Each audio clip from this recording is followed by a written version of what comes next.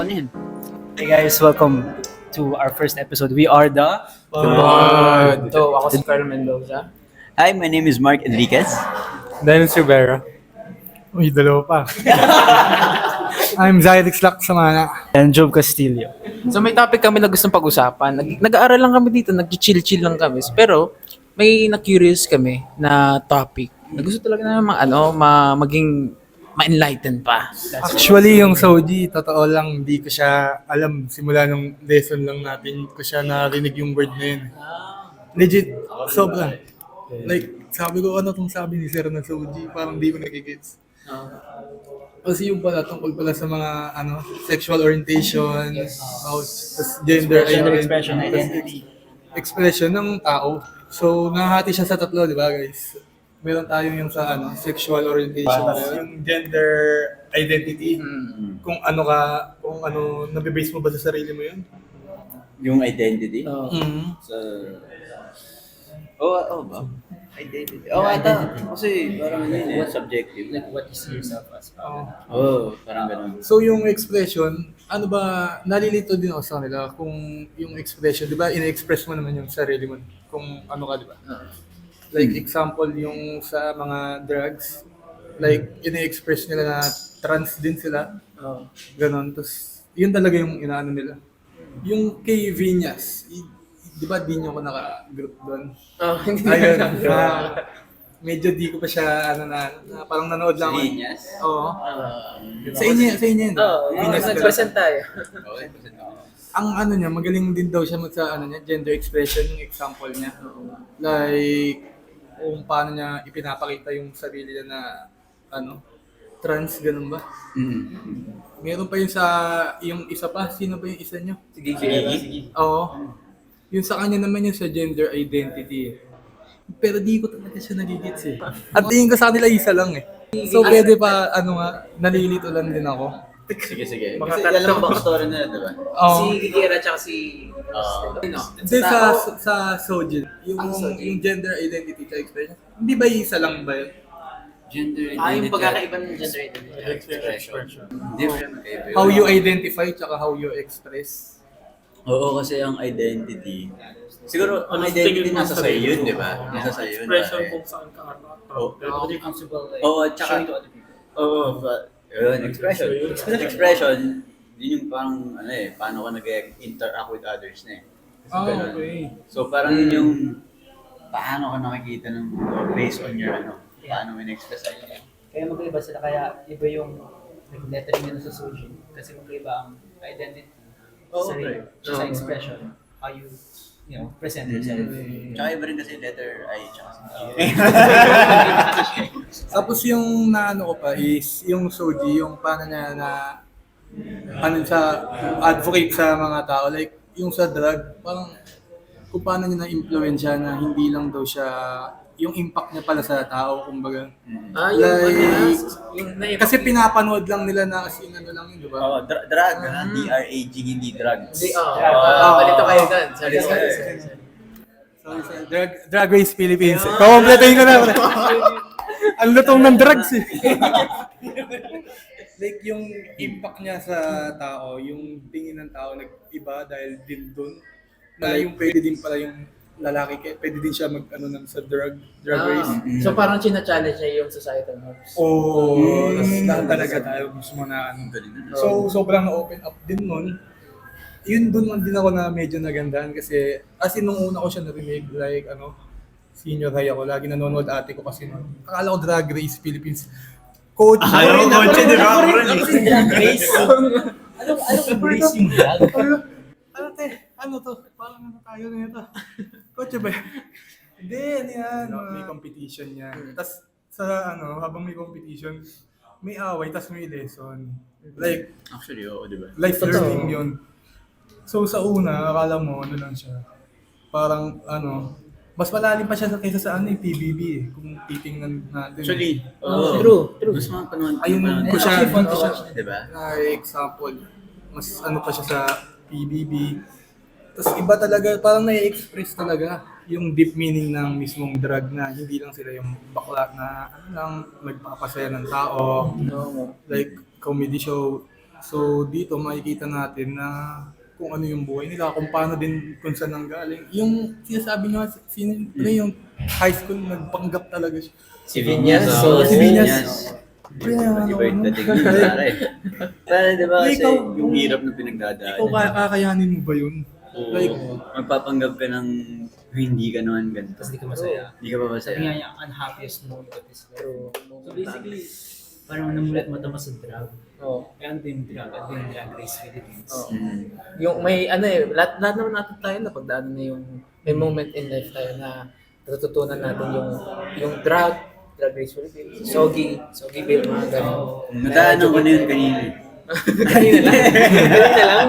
Hindi, pero ako, tama yun. Sobrang lalim, hindi lang siya drama. Talagang nandun yung identity nila. So since pinag-usapan natin yung Sogi, curious din kasi ako kung ano yung history behind it, kung saan nanggaling yung Yeah. drug or yung ano, Kasi saan yung siya usapan nanggaling mismo. natin. Oo. Pero dapat natin tingnan kung paano ba siya nagsimula and Oo. how did it become what it is today. Oh, paano ba? Paano nga ba?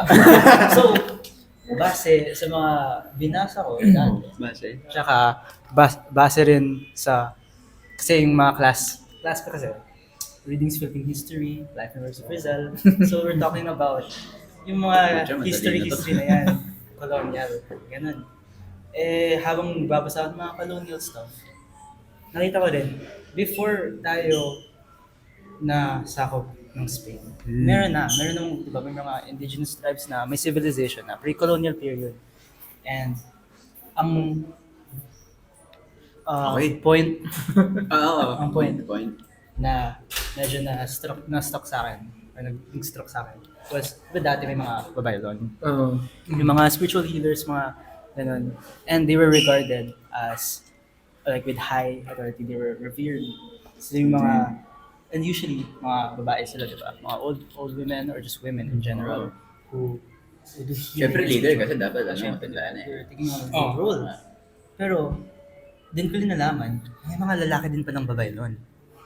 Yeah. Tawag sa kanila mga asog, tsaka mga bayogs. Mga Yun yung mga male Babylon. Pero they're not just male Babylon as in, you know, Okay. they just take up the mantle and then they're like doing that. So, pwede rin sila magkaroon man-to-man relationship, ganun, di ba? Diba? Oh, talaga? They're male Babylon and they were the ones who dressed female and acted more effeminate.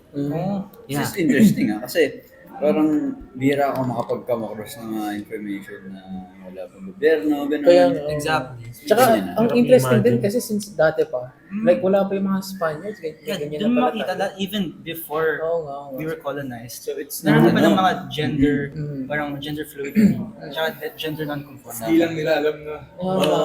Pero dati kasi, yung mga roles na yan, wala namang problema. They were socially respected. They were accepted actually. Na wala namang stigma or anything. Parang ngayon na lang kasi nagkaroon ng gano'n eh. Which is nga that part ng pre-colonial. Like it was fine. That was how it was known talaga. Pero nung dumating kasi yung mga Spaniards, dumating na yung Americans, mga Japanese, dun they brought with them, yung for example sa Spaniards, they brought the Christian worldview. They brought the Christian morals. Yung Christianity during Spanish colonial period. Doon na rin yung sinakop tayo ng Spaniards, di ba mga 300 plus years din yan. Yeah. So during that time, Tagal din. Di ba, Boris?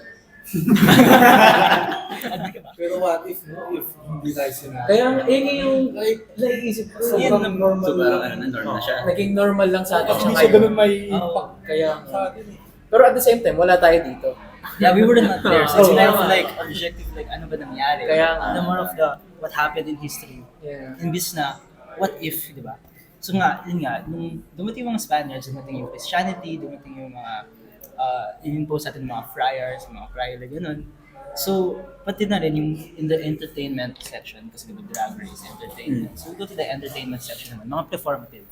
Such as, dati kasi yung performances nila is mga komedya, mga zarzuela, na ginawa ng zarzuela, na inadapt na ng mga Pinoy ng zarzuela. Tsaka sa mga performances kayo na yun, yung mga males talaga ang nagpe-perform. Kahit na male role or female role pa yan, lalaki talaga yung ano. So yung mga female roles na yun, lalaki pa rin yung nag-a-act doon.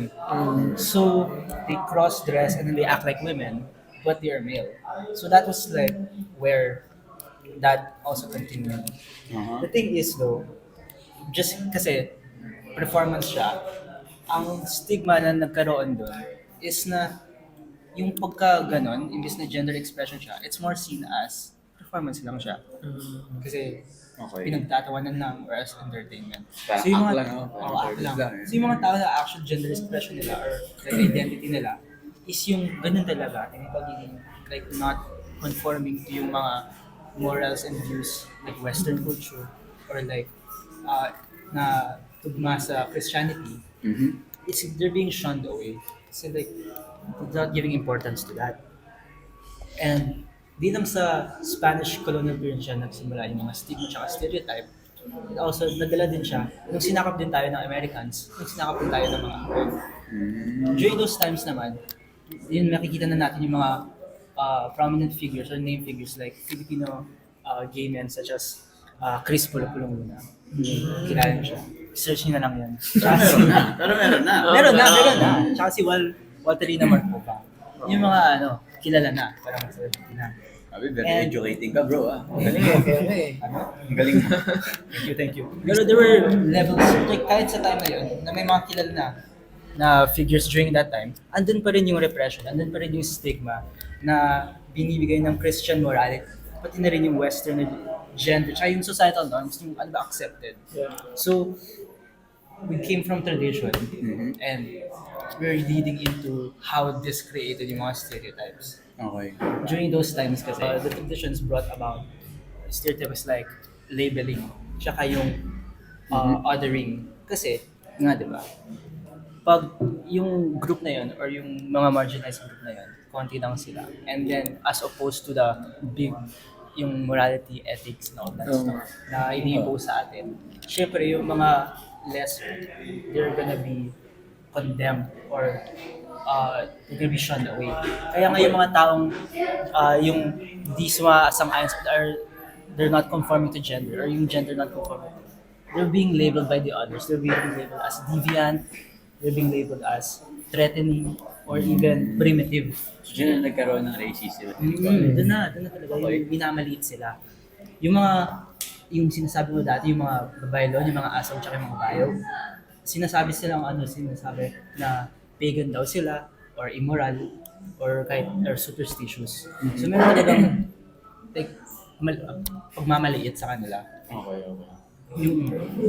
Tapos isa pa rin yung kung paano naging rin yung mga stereotypes. Yung authentic identity mo versus yung performance. Yung sinabi ko nga kanina. Yung kung paano na hindi naman binibigyan pansin kung yung identity mo dahil yung tingin lang sa kanila is nakakatawa or for Gets. performance lang. Ganun. Until now, ganyan pa rin. Actually, ganun din Oo, siya. parang She can ngayon be seen. minamaliit pa rin, di ba? Ano po actually po lolo ko bakla. Tapos tinanong ko rin siya kung paano siya, Ganda yan. paano yung, may grupo sila sa Tondo eh. So, di ko na natanong kung ano. So, nagkikita-kita pa din sila, matatanda na. Tapos dati daw, yung, di ba wala sa social media, harap-harapan nga nila dinidiscriminate. Sobrang daw nun. Kaya, yung may bar nga na para sa bakla eh. Tapos nagkikita-kita lang daw sila Saturday night. Tapos underground lang yun. Sabi ko nga paano niya kaya nasusurvive yung gano'n? Ginagawa nila, nagdadress na sila ng lalaki. Bumabawi. They have to like hide who they really are just because may mga harmful na ginagawa sa kanila. Pero ang ganda yun, no? Nakikita natin na kung paano nila ginagamit yung pain nila. Para, siguro dyan nabuo yung dark. Kasi nahide nila yung pain nila to protest, to be something different. Diba? Oo, tama. Kaya nga pumunta siya sa drug, di ba? To find a community and a family. Nung lumayas siya. Pero yun nga, kasama nga yun sa mga negative na like effect ng mga stereotypes na yun. Di ba? Isa na yun yung stigma, yung marginalization. Tsaka yung bakla daw dati, hindi daw sila nakakatawa. Hindi sila yung nagpapatawa. Like, alam mo ginagawa sa kanila, katulong. Oo. Yun talaga. Sila yung tunay na katulong. Pagka nag-express ka pa lang sa sarili mo dati, parang minamaliit ka pa rin talaga nila. Doble, Di nga rin yun yung pinakamalala eh. Di ba dati nung nagwa-war pa tayo, Oo. dumaan sa Japanese American. Yung mga baka din, ginagawa nilang comfort ng mga sundalo. Ay, oo, comfort women. Parang ganun din. Oo. Tsaka minamit sila, like ganun lang sila during the war times. Grabe Kaya yun. mas mahirap din talagang So, come out of the closet nga din. parang ginagawa mo yung trabaho ng dalawang tao. Kaya nga syempre, because yun yung mga nangyayari sa kanila, magkakaroon sila ng mga internalized shame. Masama mo maging, like, ganito ako eh. Masama ka na ito yung gusto ko. You're gonna feel that. You're gonna feel left out. Tapos wala namang mali, di ba? Wala Wala namang namang mali sa mali expression mo, ginagawa. pero parang ang mali, ba't parang kasalanan nila? Bakit ginaganyan sila? Siyempre, may kita din yun ng ibang tao. Kunyari, parang ganun pala yung tingin nila sa mga parang ganong gender. Oo. Tapos parang i-push nila sa anak nila yung idea na yun. May Parang dami-dami na, masama. no? Kaya Kaya na-push. madami hate speech ngayon eh. Kaya nasusunod yan sa generation. Kaya nga mas sobrang important na ma-educate ka dito sa mga bagay para Educated ka na ba? Wala. nakalimutan natin yung camera eh. Wala kaming seminar. Kaya, based on the history nga, di ba? And na tinalakay na natin yung mga history ng drug at saka yung mga people during in the before times, yung colonial, pre-colonial, post-colonial. Mga drug artists today kasi, they try to push back from that stigma, that mold that was created upon them from before. Oo nga. Diba? Na they're always seen as katatawanan, comic relief, in-exaggerate sila, minamock sila. At saka yung over-sexualized entertainment na, iniisip ko sila. That's true, that's So they're true. trying to break free from those stereotypes of the past. Mas maganda yun, no? Very Not progressive. only, like, not just yung society like as how they're seeing socially, pati na rin yung political aspect. Kaya nga, super curious ako eh kung paano na-affect ng drug yung political landscape, gaya nga sabi. Kasi from the past to the present, marami sila na pagdaan. Tapos ngayon, they're making a move. Ang dami nila nangyayari ngayon. Kaya super curious din ako, or tayong lahat, kung paano naging Oh, curious kung ako. paano niya na-affect yung political landscape ngayon. Kayo ba? May Curious idea ako. ba kayo? Sinasabi ba kayo? Kasi ngayon, ang drug has always been political nga daw, sabi nung FU advocate ba yun? Ngayon may kita mo yung pagiging drug, magagamit daw siya pwede mo siya magamit as a tool pang protesta. Simula pa noon, syempre mas lalong conservative pa noon, Yeah. ang act of yung pag-drug, yung performance nila parang protesta na talaga sa conservative society, 'di ba? Kaya yun, kita mo ang galing nga ng mga drag queens kasi nagagamit nila yung creativity nila, yung humor nila para gamitin yon against the government. Oo. Platform. Kasi may platform sila. Katulad ng example yung kay Vinyas, napanood niyo ba yung latest episode ng Station Royale? Oo. Yung last episode 6. Napanood niyo ba yan? Bakit ano nangyari? Nandun si Vinyas, tapos parang impersonate niya si Sara Duterte. Galing nito. Tapos ayun, parang pinakita niya yung mga controversies ni Sara sa maiksing clip na yun, maiksing performance niya na yun.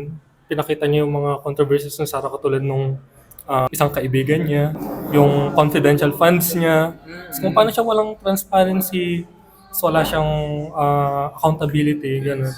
Tapos wala lang, may post-interview din siya after nung ma-release yung episode. Tapos sabi niya, syempre kinakabahan siya about dun sa performance niya kasi major political figure talaga yun eh.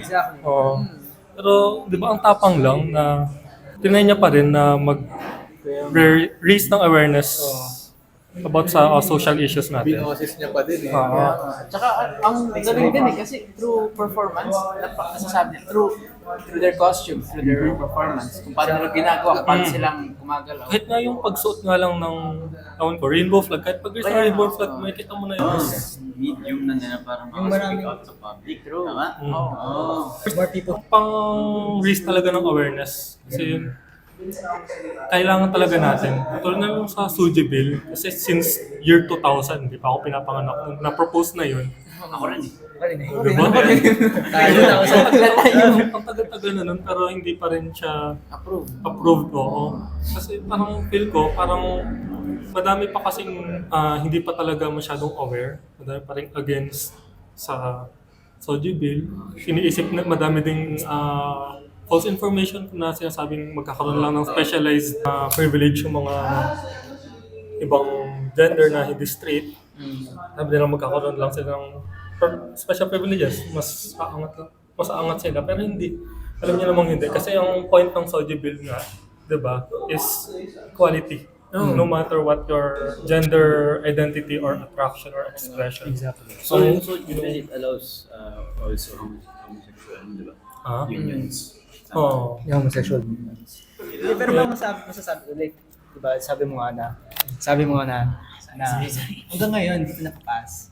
And that just goes to show kung how deep yung mga epekto ng mga ng past, ng traditional views ng mga tao. How deep it 25 goes. years na. Diba? Siyempre, during that time na parang repeatedly sinashun out yung mga stereotypes, yung mga ginagawa ng it's still seen today. Yun, yung example mo, yung sinabi mo nga na hanggang ngayon di pa siya napapas because nga yung mindset ng mga tao, Kaya nga, or yung natatakot na sila, or yung the conditions nila na isipin, ganun na kasi. Kasi feeling ko connected din yan sa topic mo eh. Kasi diba, from history, From history talaga. yung sinasabi natin yung matatanda, pinupush nila yung norm na yun sa mga anak nila. Feeling ko na-push yun today sa Masarap kasi. Relax lang naman, hindi naman yung tatakbo. Pero feeling ko na-push lang talaga yung norm na yun na hindi normal ang pagiging expressive mo. gender fluidity, Ganyan, yung non-conform. Oo. Tapos ngayon napunta ngayon sa Hindi politics, Oo. which is feeling ko generation na natin magbabago, hopefully. Hopefully. Generation natin Sana magbabago. mapasa na yung Soji Bill. Hopefully Para wala it's nang, better. para mabawasan na yung mga nagtatago na Kaya okay para din, maging free na yung mag-express kaya nila. okay ng- nga na we're tackling these issues. Kasi it's our generation and the next who's gonna take on, baka may change from us starting by talking about it and then going forwards to protest. Yes. Raising awareness, breaking the stigma, guys. Exactly. Mention nyo. That's the point. Hashtags break the stigma. Break the mold. Break the mold. So ayun, yun yung importance talaga ng Soji Bill. Para hindi na maulit yung sa mga past generation, katulad sa lolo niya, yung kila Viñas na kailangan niyang itago yung sarili niyang gano'n. Katulad kay Gigi Perez na yung binugbog pa daw siya nung bata siya. Bullying talaga eh.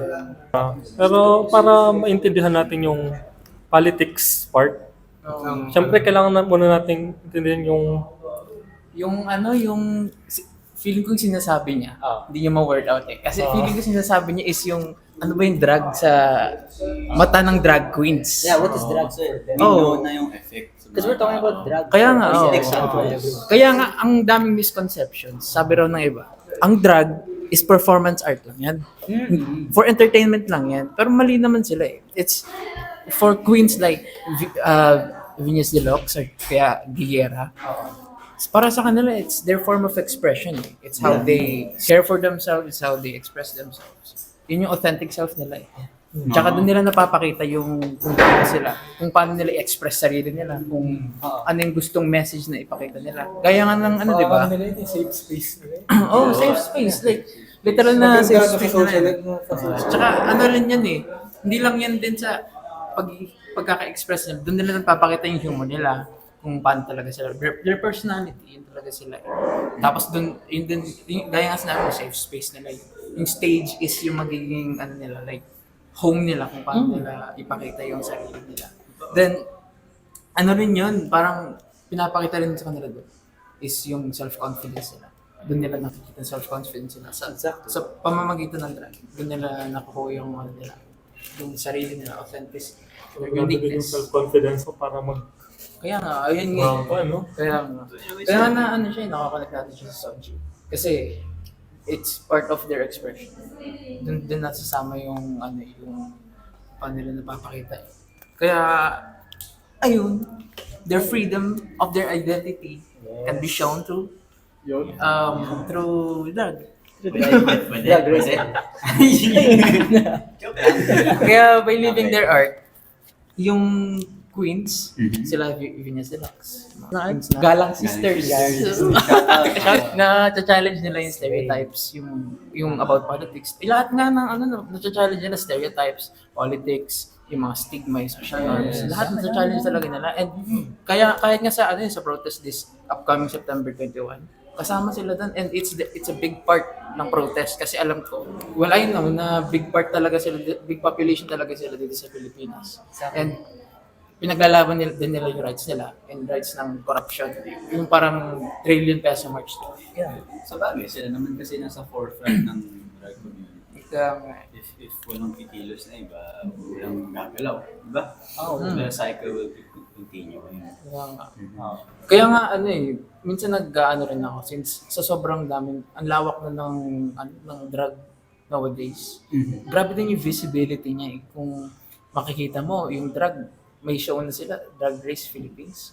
Tapos all around the world, yung RuPaul's Drag Race. Kaya naiisip ko rin kung paano yung visibility niya sa Pilipinas at saka all around the world. Visibility, maulan ngayon, tapos, hindi, madilim. Pero, okay, nga alam na natin kung ano yung Soji, kung ano yung history niya, political ties, and especially the lives of Venus and Gigi. Alamin natin kung what's its status ngayon. Okay? Ano kasi yan eh. Kasi diba, before this podcast, siyempre nagbasa-basa rin ako. Tapos nakita ko na sa New York Times na drag wasn't really famous back then. Kumbaga, eto, hindi naman to sikat eh. It's for a minority of people. Kaya it started to, may niche siya. Tapos it started getting its popularity nung merong show kay Dolphy dati, ang tawag, ang nanay kong tatay. Tapos lately yung kay RuPaul's Drag Race. So talagang nag-boom sila in popularity. So it goes to say, my point number one is drag is now mainstream and it is here to stay. Kasi as you know, Station Royale, Drag Race Philippines. Yes, RuPaul's Drag Race. They are now in the television. They are now in magazines.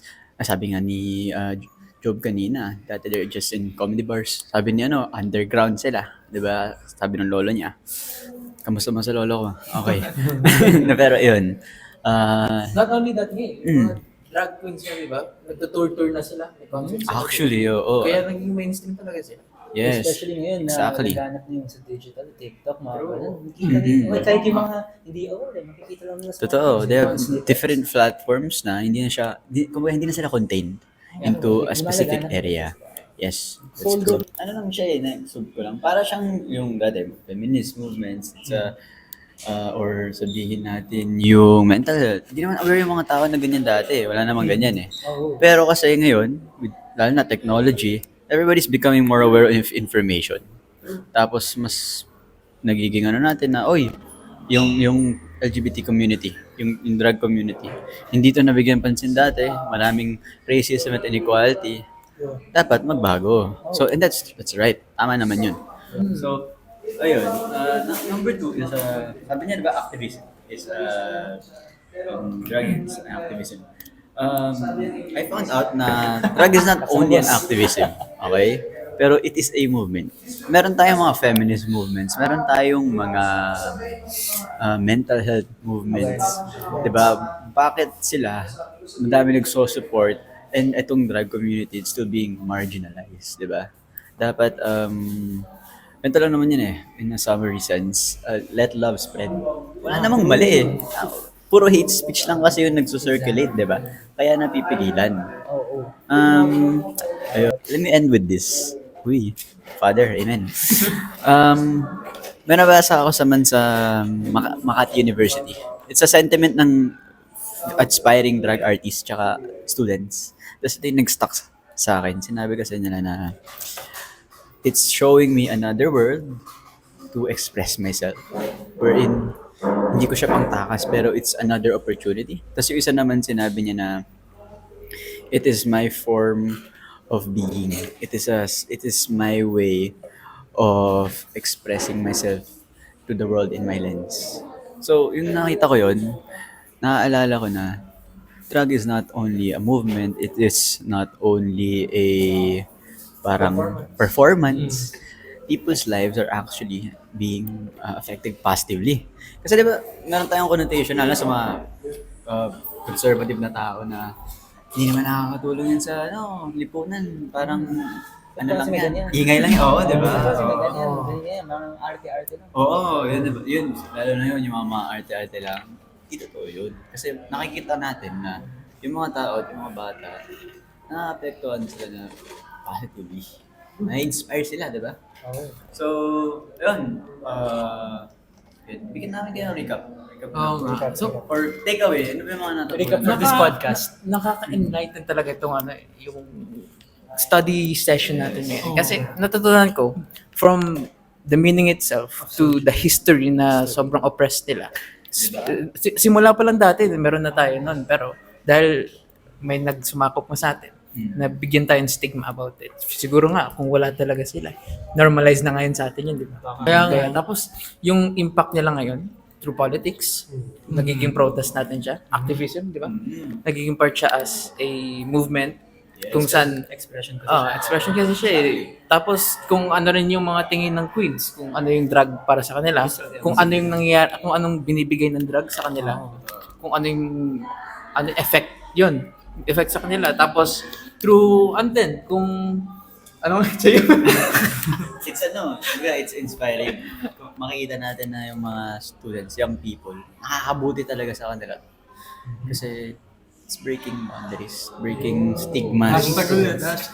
Hashtag breaking the mold. So ano yung natutunan niyo dito, guys?